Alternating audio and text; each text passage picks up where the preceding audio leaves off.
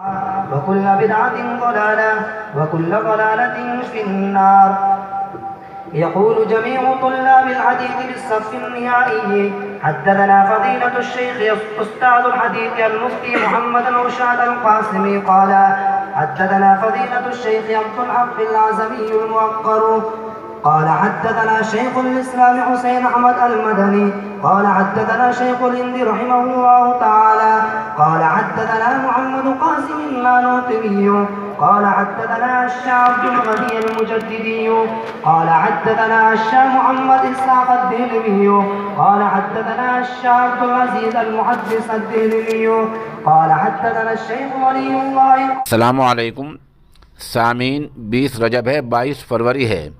خبر کا عنوان ہے تکمیل بخاری شریف.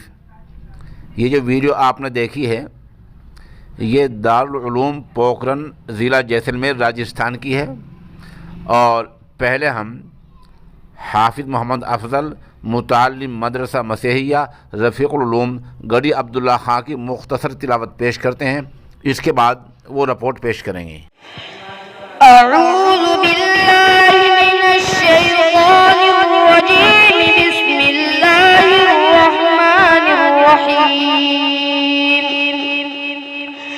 وَكَم مِّن مَّلَكٍ فِي السَّمَاوَاتِ لَا تُغْنِي شَفَاعَتُهُمْ شَيْئًا إِلَّا مِن بَعْدِ أَن يَأْذَنَ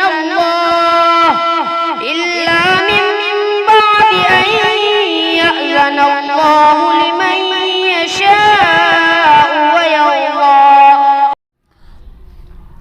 سامعین، ریاست راجستھان کے ضلع جیسلمیر کے دارالعلوم پوکھرن میں کل بخاری شریف پوری ہوئی.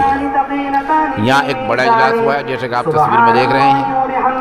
اس اجلاس کی صدارت مولانا قاری محمد امین نے کی ہے، اور یہاں بخاری شریف کی تکمیل جامعہ اشاعت الاسلام اکل خواہ کے شیخ الحدیث مولانا شیخ رضوان الدین معروفی نے کرائی ہے. موقع کی ہم تصاویر ویڈیوز پیش کر رہے ہیں. اس خبر کے لیے وہیں سے مولانا عبدالستار قاسمی ہمارے رابطے میں ہیں. وہ بتا رہے ہیں کہ شیخ الحدیث نے بخاری شریف کی آخری حدیث کلیمتان حبیبتان الحدیث اس کی تفصیل پیش کی ہے، اس کی سند اور متن پر بحث کی ہے، اس کے اندر جو مضمون بیان کیا گیا ہے اس پر بحث کی ہے. ساتھ ہی شیخ الحدیث نے امام بخاری کے حالات اور بخاری شریف کی اہمیت پر بھی روشنی ڈالی ہے.